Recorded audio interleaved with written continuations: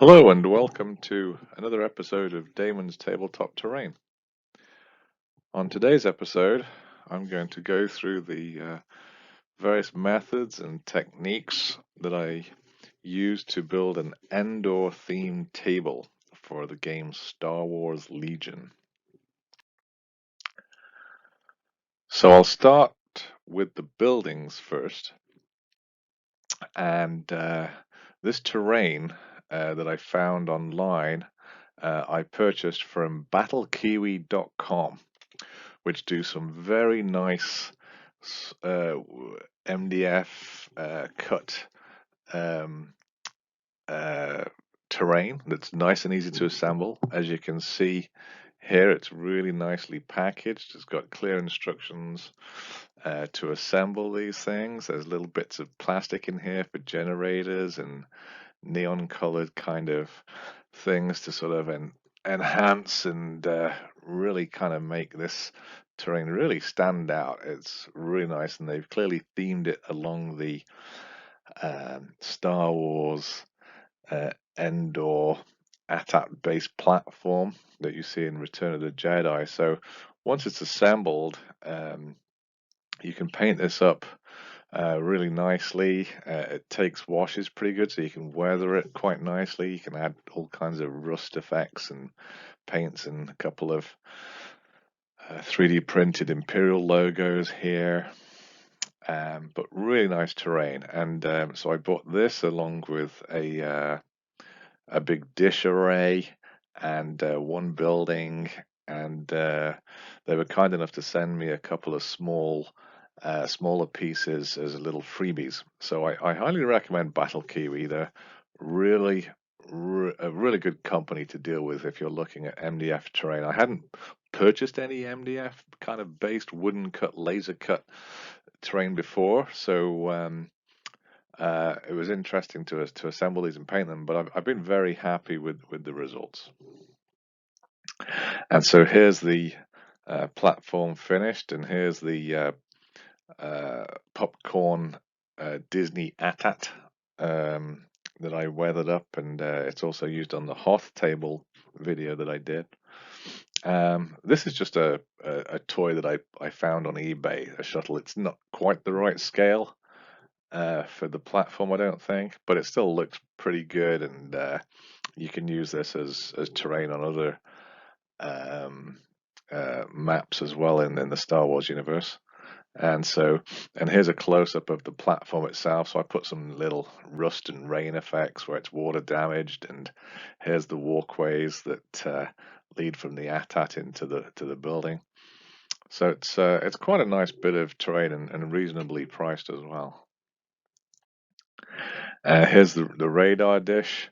These are a little bit delicate and fiddly to put together, but if you knock it over, it's just gonna fall off in parts. But in general, it's pretty good, and I like this because it's already kind of got nice panels that you can different uh, color code and paint.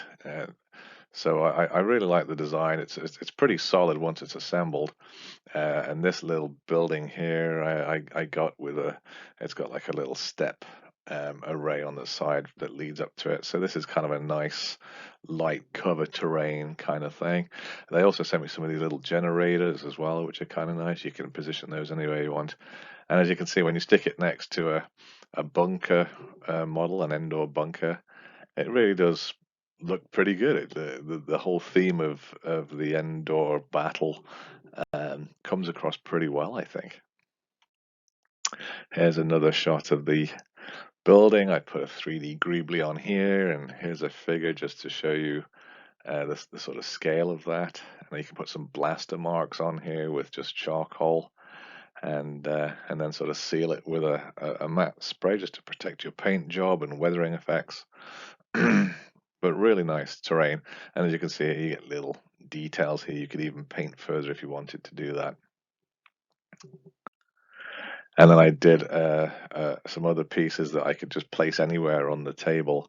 And this is just burnt wood that I painted up, primed it, and just added some dry brush uh, there with a little bit of flocking here and there, just less is more, for that kind of effect.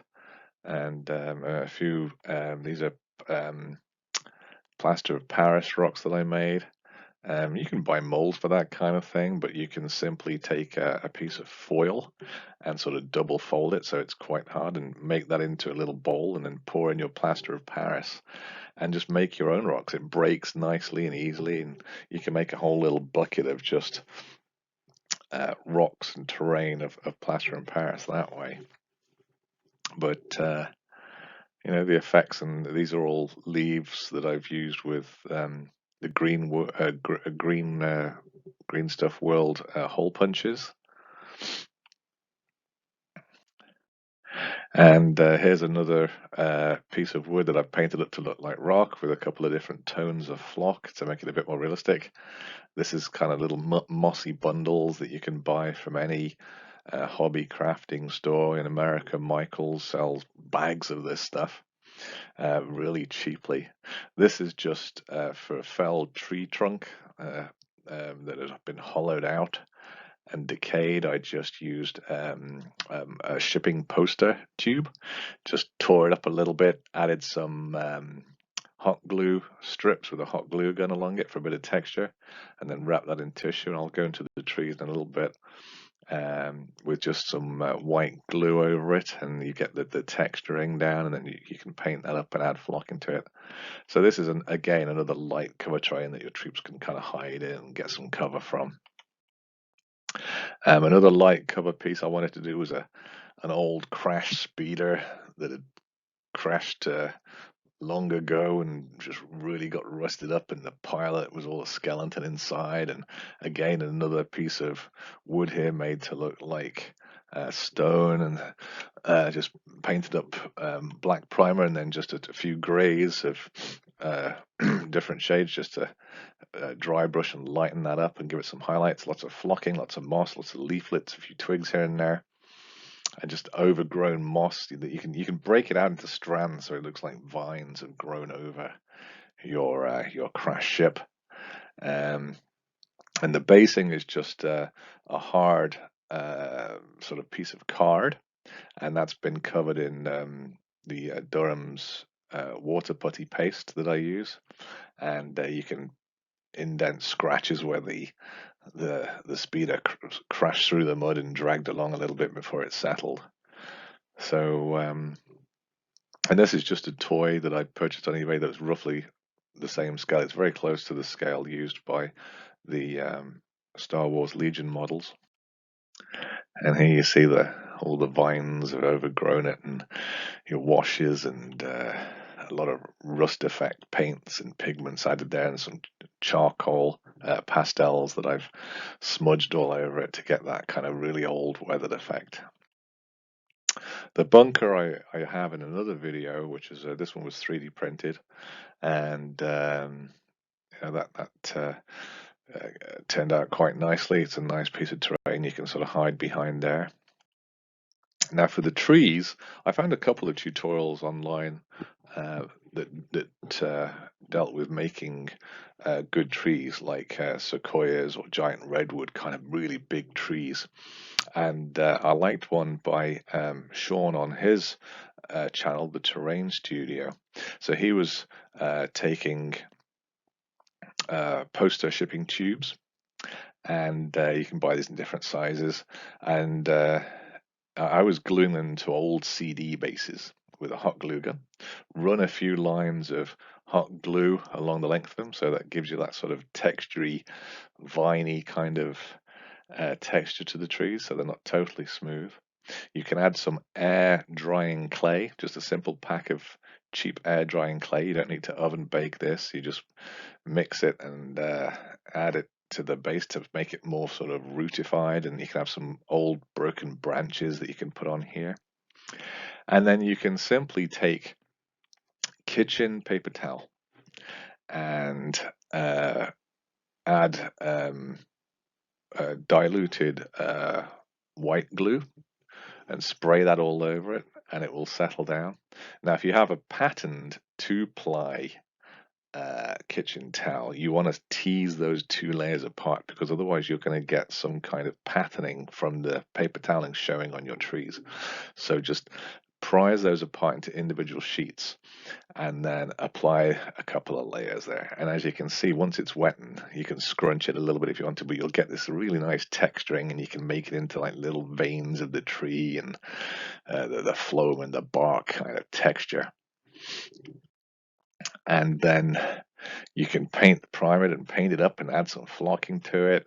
I found these kind of mossy little strands that I could stretch out so they're like a vine crawling up the side of the trees, and they look pretty good. And so, as you can see, this is on a table mat that I bought. I didn't make bases for this particular table. So all these pieces can be boxed kind of quickly and nicely away, and the mat can be rolled up and stored somewhere so that it's not taking up too much space. Um, but thank you again for watching. I hope that some of the terrain pieces you liked, and it might have given you some ideas for your own builds. And if you like this video, please like and subscribe to the channel, and as it really gets me motivated to make more videos that hopefully will be useful to you.